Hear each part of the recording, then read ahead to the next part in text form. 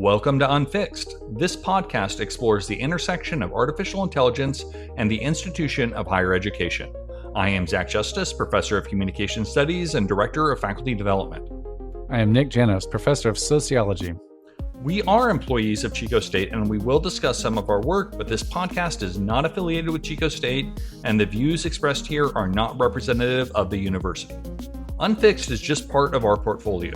Check out our writing at meltsintoair.org and subscribe to our twice-a-month newsletter where we run down the top AI news stories and connect them to higher education. All right, Nick, here we are back at Jamie's recording live. Are you excited? I am so excited. We are live, and by that I mean we are not asynchronous. We are here in person. Today we are in person. I can reach out and we just touched each other. Fist hey, bump. I was fist bumping. Yes. I don't know what you were doing. Yeah. I know. I was some ET reach out thing. That's let's Zach not do that. Yeah, okay. But today we are talking about asynchronous instruction and artificial intelligence. We're going to lean a lot on Nick's expertise because he teaches a lot in asynchronous formats. So Nick, kind of walk us through your typical asynchronous class enrollment. How does a week go? How many beers do you drink while you are doing the instructional work that the rest of us have to do sober, that kind of stuff? Oh, okay. Yes, I'll start there. No. Okay, so a little background. I'm in a department that has a distance education program that spans in different iterations all the way back to the 1970s. We're talking mail and showing up at locations in remote areas of California. But for the past 30 years, we've been doing this online and mostly in a modality that we rarely use anymore because of the pandemic, which is having students in front of us where we record and have a live group of students on a live streaming software. And then we have a whole bunch of asynchronous students who are in the same class doing the work, but they watch the archive. But like many departments and programs across the country during the pandemic, a lot of classes were moved online. And then online modality they chose was asynchronous because you didn't need all that Zoom streaming software. People who didn't have to be in at 1 p.m. on Monday and Wednesday. It offered a lot of benefits. So we do a lot more of those now too, but we do actually teach a lot of synchronous Zoom classes as well. So you can imagine, that these classes, there's no meeting time. So you're doing a lot of your work is like basically setting up a website, right? You're doing a ton of class prep ahead of the semester, during the semester. You're recording videos, you're uploading recorded lectures and other videos, assignments, activities. Typically, this had involved lots of, discussion boards, right? So you want to get people talking. You could still use exams and paper. So all the same traditional kinds of assessments that we do in our in-person classes. But here's the thing. All of that stuff is basically broken, Zach, now that AI has come in. Now, it wasn't always great before. Like asynchronous classes have always been challenging to get students interested, to get them connected to you, to get them connected to each other. But now that they can use AI to do a lot of the assessments and assignments and activities, it's really made this modality very frustrating to teach, but also raises major concerns about program integrity and modality integrity as well. I want to get there, but I do want to back up, Nick, because we do some online asynchronous instruction at Chico State, not just in sociology, but in other areas as well. And there are some real advantages to this, I think, especially for the population that we're supposed to be serving in the rural North State. Yeah. And so before we get into the disruption, can we talk through real quick some of the reasons why this is a little bit important? Yeah. So distance education programs historically and even today serve a population of non-traditional students. These are not 18 to 22-year-olds who are coming to a college campus and living and transforming their lives. These are often people, in our case, in rural areas that live in places that barely have stable internet, but they can't pick up their lives for financial, personal reasons to come to university. They're often in their late 20s, 30s, 40s, all the way up to the 70s. We get students who are returning students at 70.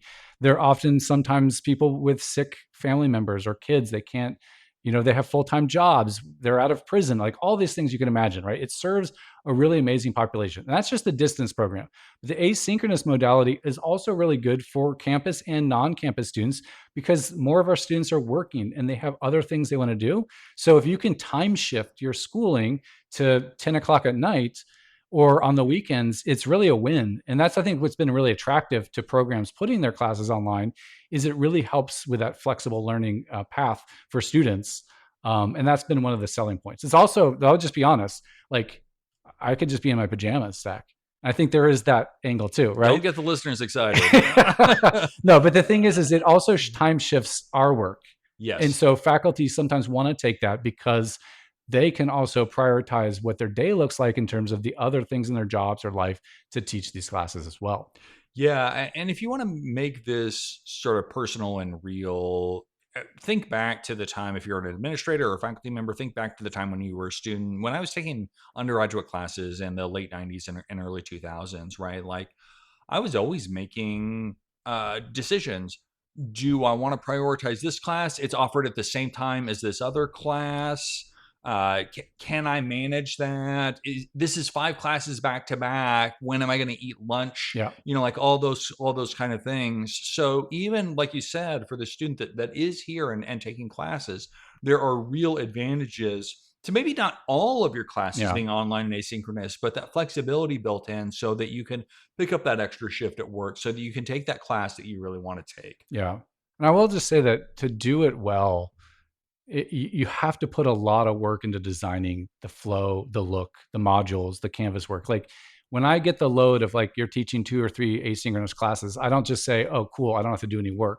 I have to do it, but it's a lot of different work. It's like manipulating your mouse on a computer screen, and it's a different way of engaging yourself as an educator to design something that people would want to participate in and learn and engage with you. It's a cool challenge, but it's not easy. Yeah, I will totally hats off to you about that. If you've ever looked at one of my classes on the LMS, it is literally just a bunch of links to different Google folders because I don't even like using the LMS. So the thought of designing something that is intentional and attractive and engaging for students is just so far outside of my realm. Even though, and this is something that we'll come back to, every class has online asynchronous components. Yes. It's just that the classes that you're teaching, that other people are teaching, that's the exclusive format. Yeah. So you previewed this earlier, Nick, but what has changed with AI? I'm sure some people are listening and thinking, this has messed everything up, but it's your contention, and I agree with you that this has had an outsized impact on online asynchronous instruction. Talk to us about why this has hit that modality so hard. Yeah. Well, let's start with the first one that I've noticed. And this has always been the biggest challenge. It's a low trust environment. When you walk into, as an instructor, into a class full of 30, 40 people in front of you, you can build a relationship. And that relationship is really important to the outcome of your class and the learning of the students. It's very, very important. But you can do that because you're there in person over time. In an asynchronous class, they're just bits on the screen and in a database. And you have to really be intentional to try to reach them through discussion boards, but these are limited ways to reach them. So there's this disconnect that you can imagine between you as the instructor and your students and the students in themselves. And there's very limited ability to build trust. And trust is super important because you want your students to be doing their work, to doing the things you design, because you're an instructor, you've put a lot of thought into pedagogy, and you do things the way you want to do them because you think they have a nice outcome for the students. So there's a low trust environment. So you bring a tool or a technology like ChatGPT, which in its worst form is just a sort of plagiarizing machine. You bring that into a low trust environment, and the outcomes are not pretty because now you have students who don't have that relationship with you. So if they're like, I'm running low on time, let me just pop this assignment into ChatGPT and have it do it for me. I don't really care because I don't care what my professor thinks of me because they don't know who I am. I'm nobody. I'm just like the name on the screen, right? So that's the biggest one, is this low trust environment. It's easy for students to do the work technologically. Like, so think about a Canvas exam. I just want to intervene Yeah. real quick because that's a both ways thing, Yeah. right? Because then you don't know the student as well. Yeah. And if maybe this was a student that you knew well, but there was something about like the work that they had turned in that you thought, this is a little weird, but I know him or her or whoever it is, it's probably fine. Or you can just mention something to them when you're in person, but it erodes your ability to build that rapport too that you benefit from as an instructor. Yeah, so I was going to get into that, but yeah, absolutely, thanks. Because imagine you have 40 students submitting assignments, and you've never met them; these are new to you, and you're reading their work, and you're like, "Oh, is this AI? Is this them?" You have no baseline to judge that on, and so you look for those signs, and you spend. I find myself spending a lot of time, and my colleagues who are doing this, trying to like say human robot. What am I dealing with here? But it's like all the old things that we used to do, like a Canvas exam. Now, students would cheat on that, of course, right? They would just take the answers, copy it, put it into Google, get an answer back and answer it, or copy and paste from some website. But now you can't trace it, right? The detection software, not very reliable. So the ease at which students can just do the work for having ChatGPT do the work for them is so much easier. And all those assignments now, I argue, like the essay, the exam, even discussion boards, Zach, those are basically, I've eliminated all of those from my classes. And I can get into like what's replacing them, but I assume it's just interpretive dance recordings. yeah, so yeah, exactly. Very important to sociology. um, so those are the ways that low trust environment, a technology that can do all the work for you, and students taking 4, 5, 6 classes, whatever it is, they're cutting corners. I mean, most of my students turn in their stuff on Sunday nights, like at the very end. And so there is a lot of incentive to use AI in this environment. And I'm sure there's a frustration too, because a lot of the sort of higher ed influencer class, when talking about the AI disruption, they're suggesting different approaches. And a bunch of those things just flatly don't work in online asynchronous Yes. environments. And there's oftentimes a pretty hand wavy, well, blue books are great, but not if you're online and Yeah. asynchronous. And then everybody just goes, ha ha ha. And then they And just move on to the next point, this, right? this huge pet peeve of mine, it drives me crazy in how many AI seminars or articles I've read where the solution is bring everything back to the classroom. And I say, oh, well, that's funny because, for example, in sociology, 60 to 70% of our students now are in our distance ed program. There is no bringing them back to the classroom. And in those classes where we have Zoom, out of a 30-person class, maybe 6 or 7 to 10 maybe show up for the Zoom class. Even then, they can still be using AI, right? So the idea that we're just going to move everything back to the classroom does not match up to the data that there are a ton of classes across campuses that are asynchronous modalities, and that there's whole distance education programs. It's not just a class here and there. There's whole programs that are dedicated to this kind of teaching. And I want to get to the institutional tension where I know you and I both get a little bit wound up, but I do want to take a quick minute and give ourselves a pat on the back because you and I co-led along with some other folks on intensive and over winter Yeah. break.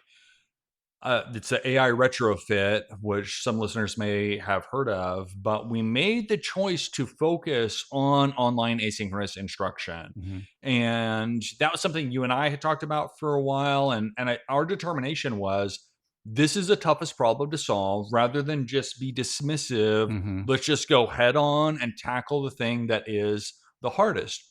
And we've run the retrofit. I think this is 5 different times now. You've helped several of those iterations. This was in some ways the hardest piece to do, and it didn't always run Yeah. evenly. Yeah. But it felt so good to actually be addressing the problem rather than just chuckling and then moving on to the next point. Yeah. There is a huge appetite for this kind of redesign and retrofit. And there's so many instructors, whether they teach one class online or people like me that are in a distance program and that need the time, they need the space, they need the tools to do that.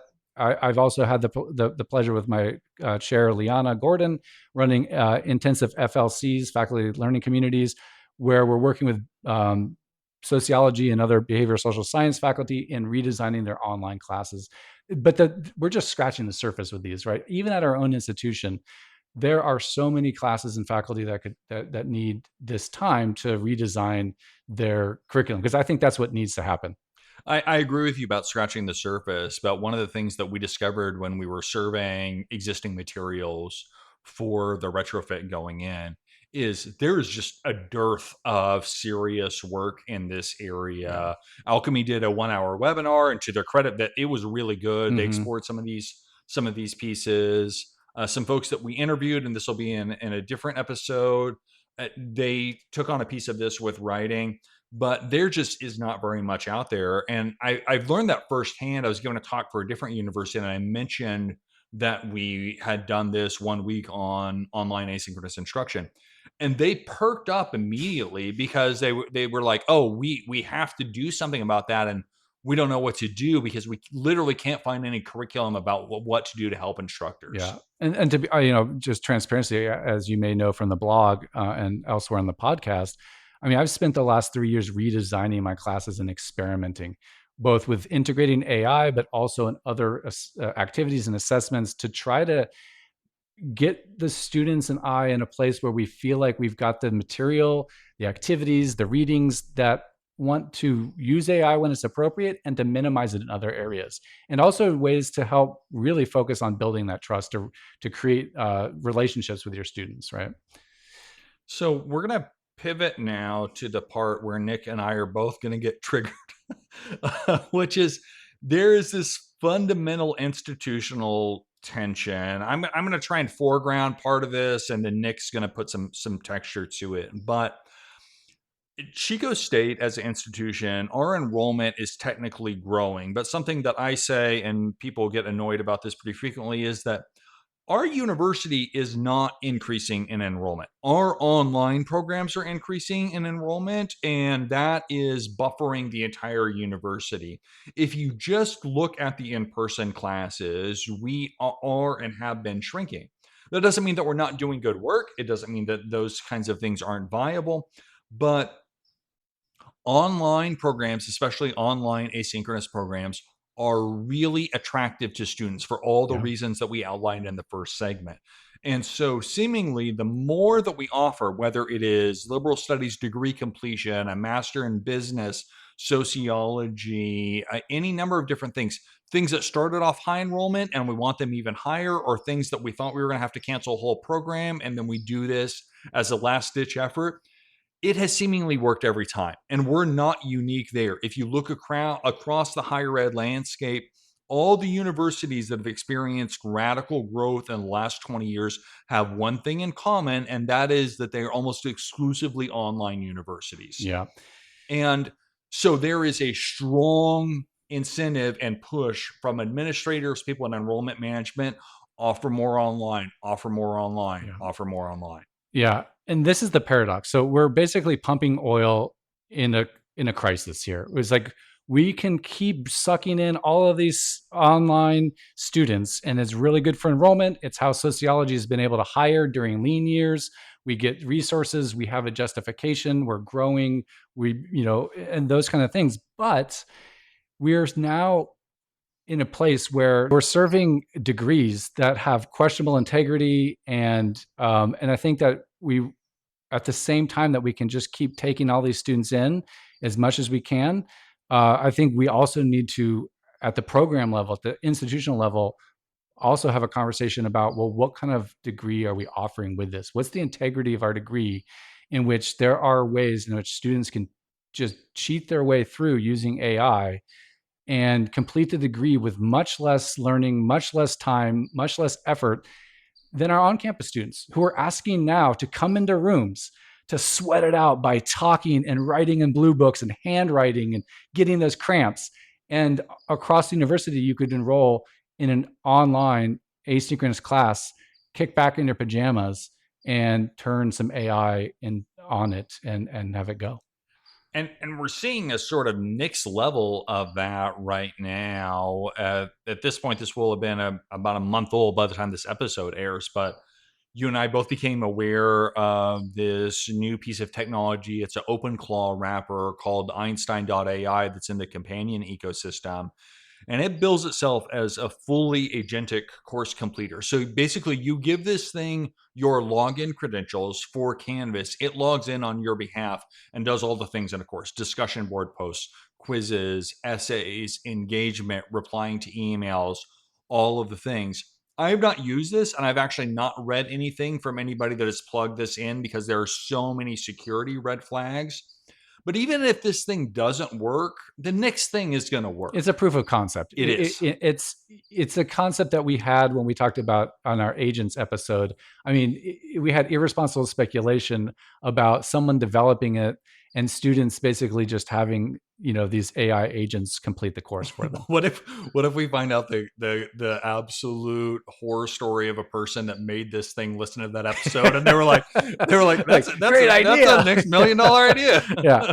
But either way, even if that's a proof of concept and that's coming, that's next level. But what even is happening right now, I would say is already at the level of crisis where I genuinely can't tell who's done what work in my classes, right?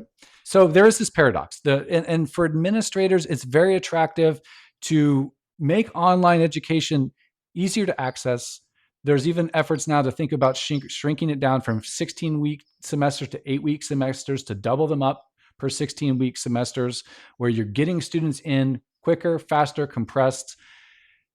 It's a growth engine. There's lots of competition in the space, both in private and in public institutions, but there is going to be a time where some of these 18-year-olds are looking at it with their parents and saying, well, you could stay home and work and enroll in Chico State sociology and not go to Chico itself, the city. And especially as cost of living is high, rent is high, those kind of things become more and more attractive. Yeah. Now, I don't want this to be all doom, even though we're going to get to the sort of what we want administrators to know and understand. But Nick, I do want to give you an opportunity to talk about some of the things that you have done that you feel like have the most promise or are the most effective for this format. The kinds of things that we talked about in the retrofit. Just give the listeners a preview of a couple of those things so that we aren't all just dark and gloomy on this episode. Totally. Okay, so I'm going to start with that trust part. It's always been important in online education to have relation building tools and activities into your classes. But I think it's even more important. So if you've been putting that off or you've only been doing a little bit of it, now's the time for much more relational contact where you're checking in with your students. I use Pronto, which is a real-time messaging platform integrated into Canvas. And so I'm chatting with them and texting with them. We're forming a relationship. People are sending pictures of them snowed in when there's storms. We're forming those bonds. Like, we check in and talk to each other. I'm using much more video, not just in me recording videos, which is important, but also creating assignments where students are actually, instead of writing, they're recording themselves speaking and talking about the material. So if that works for you in your context of your major or degree or your discipline, that's a great way to go. Office hours, I'm really encouraging, especially for classes where we're really intense sort of problem solvings or skill-based ones where we can just work it out, trying to be less avoidant of having students meet with me and more meeting with me. I've been redesigning all my assignments a lot, though, making AI visible. So in asynchronous classes, we have an advantage that we can use some of these tools to do new things like role play, like Socratic method. So I've been creating assignments in which students are role playing, like they interview a nationalist in my global problems class, or they do a Socratic reasoning exercise and pretend like they're being asked questions by Socrates and they think through their own positions and ideas. So thoughtful integration of AI is, for me, been really important in these asynchronous classes.